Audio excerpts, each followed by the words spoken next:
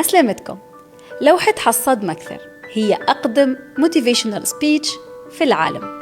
يعود الخطاب التحفيزي هذا الفلاح صغير كان يعيش في مكثر، أصبح بعد سنوات من العمل الشاق صاحب أراضي وممتلكات ومن أثرياء المدينة.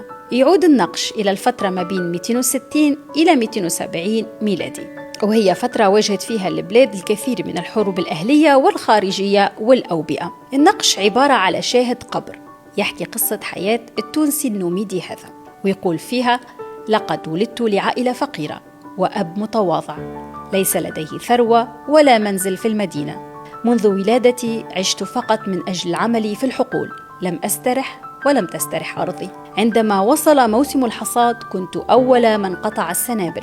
عندما ظهرت مجموعات الحصاد في الريف الذين يذهبون للاستئجار حول سيرتا عاصمة النوميديين، أو في السهول التي يسيطر عليها جبل بوجابر، غادرت بلدي لمدة 12 سنة.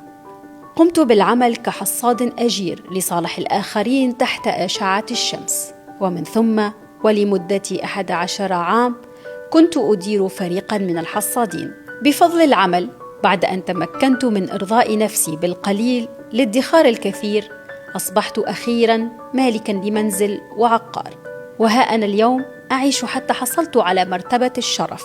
لقد دعيت للجلوس في مجلس الشيوخ في مدينتي، ومن فلاح أصبحت من النخبة. رأيت أولادي وأحفادي يولدون وينشؤون حولي، وها حياتي تمر بسلام وشرف. تم العثور على اللوحة هذه في عام 1882 من قبل الفرنسي جوزيف ألفونس ليتي في الموقع الأثري بجهة مكثر في تونس، وهي معروضة الآن للأسف في متحف لوفر في باريس. كانت هذه هدرسة الليلة.